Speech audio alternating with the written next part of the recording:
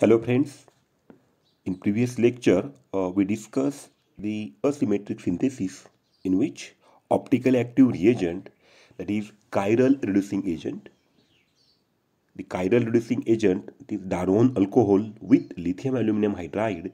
It is useful for the reduction of acetylenic ketone. Then CBS reducing agent, the CBS reduction are the best when the ketone has two well differentiated sterically substituents. Then Bakerist, it is useful for the reduction of ketone carries beta ester or beta keto group. Then lastly we discuss the Pseudomonas pudita, the diol produced from bromobenzene form as one enantiomer. Up to this we cover in previous lecture. Today we will start the remaining part of asymmetric synthesis. The first, how to obtain optically active compound. How to obtain optically active compound.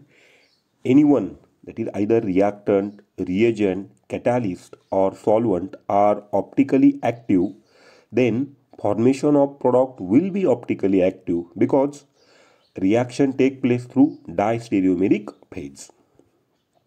The enantioselective reaction in which the enantiomeric excess, that is EE, by using optically active reagent, if prochiral carbonyl group react with optically active means chiral reagent, then formation of asymmetric product. That means if prochiral carbonyl group react with optically active means the chiral reagent, then the formation of asymmetric product. The chiral reducing agent, then CBS reducing agent, Bakerist, Pseudomonas pudita. Up to this we cover in previous lecture.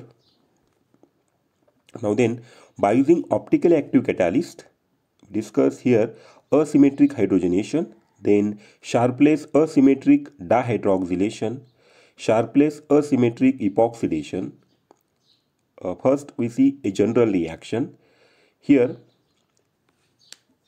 in optically active catalyst, here the metallic compound plus one of the chiral ligands is react and we get the chiral catalyst. How the chiral catalyst is formed? We have to remember that the metallic compound plus chiral ligand, we get the chiral catalyst. And second thing is that suppose the prochiral alkene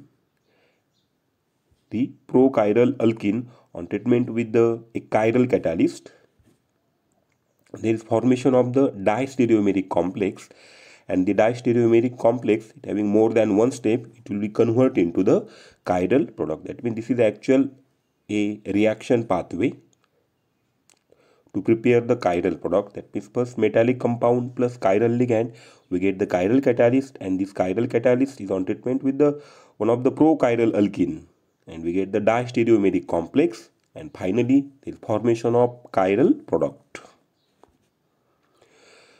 Number one, asymmetric hydrogenation.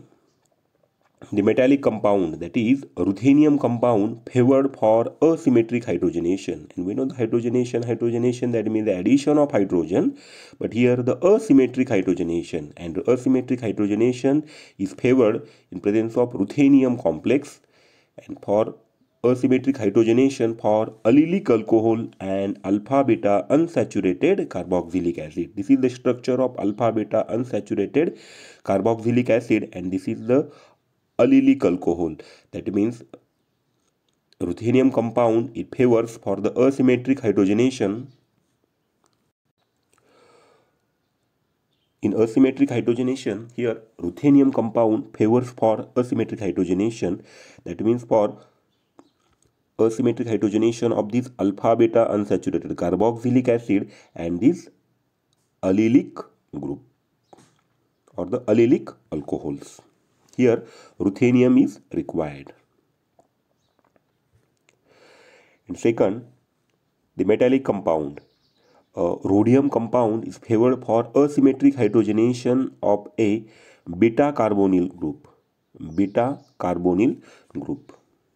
And this is the beta carbonyl group. I have mentioned here beta carbonyl groups and the enamides. Okay, and here the conjugate conjugating or electron withdrawing groups are also given here. And here the Lewis basic carbonyl group beta to double bond. Here rhodium complex is required. That means for the reduction of these enamides, the amides, enamides, in enamides, why it is enamide? This is amide and the here double bond, therefore enamides. For the reduction of this ketone, we require the rhodium complex. Rhodium compound is favored.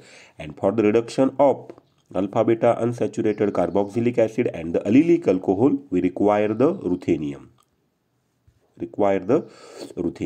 Okay, that means here ruthenium and here rhodium. Ruthenium is favored for the asymmetric hydrogenation of allylic alcohol and alpha beta unsaturated carboxylic acid, and the rhodium compound is favored for the asymmetric hydrogenation of beta carbonyl compound and the enamides. Now what about the chiral ligand? Friends, the chiral ligand is a large number of chiral ligand are available, but focus only on favorable ligand, that means the R-binap and the S-binap. This is the most favorable ligands. Or sometimes we use the DI map, that is DIPAMP. That means these certain types of the ligands are used. Here this is a reactant, and rhodium in presence of S-binap.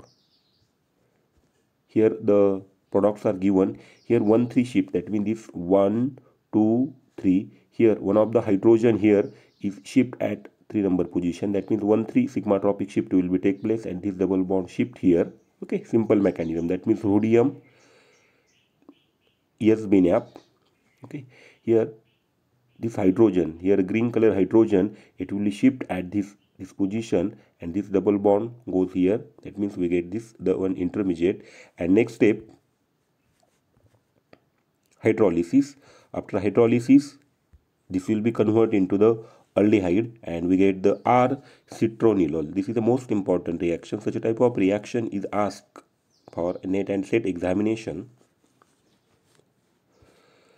Next, this is alpha beta. This is alpha beta unsaturated carboxylic acid, H2. That means asymmetric hydrogenation in presence of S-binap and ruthenium diacetate. Here simply the reduction of this double bond, and we get the S-naproxene. Here the stereochemistries are also given. That means simple, the reduction of this double bond. That means S-binap in presence of ruthenium diacetate. Number 2, Sharpless asymmetric dihydroxylation. The Sharpless asymmetric dihydroxylation, that means here when we treat with the alkene, we get the formation of the diol, formation of this diol, and we get the racemic mixture.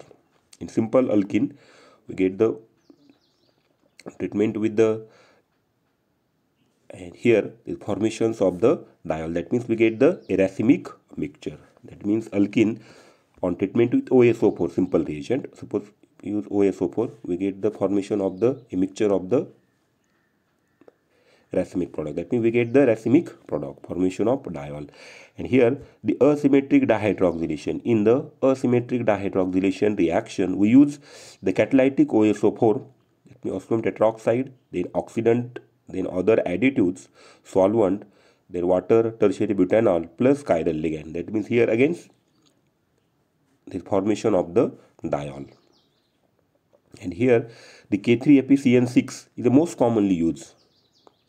Potassium ferrocyanide, it's most commonly used because the OSO4 is volatile and toxic, and the osmium is usually added as K2OSO2OH4, which form osmium tetroxide in the reaction mixture. Then the K2CO3 and the methane sulfonamides, they are increases the rate of reaction.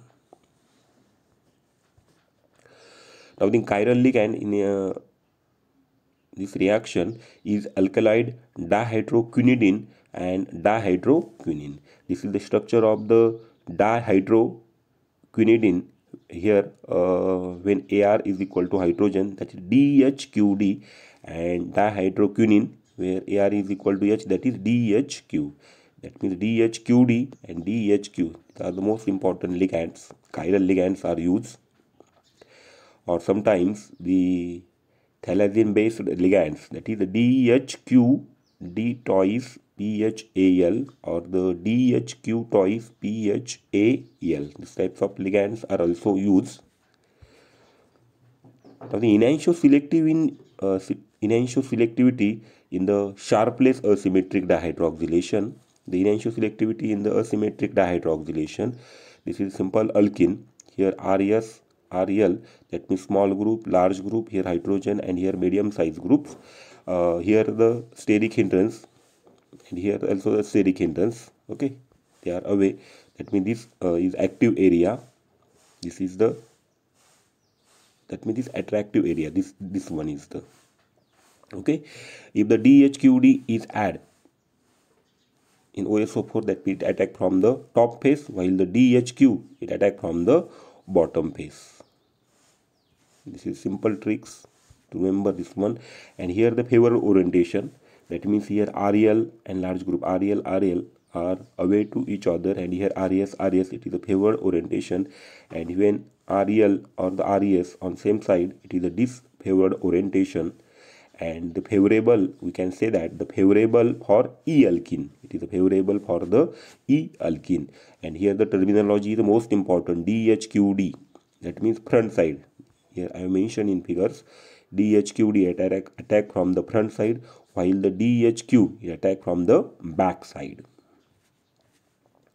Now then terminology, the DHQD, that is front side, and DHQ, that is back side. Here the simple example, here the OSO4, they are the reagent, OSO4, K3APCN6, K2CO3, and DHQD containing ligand.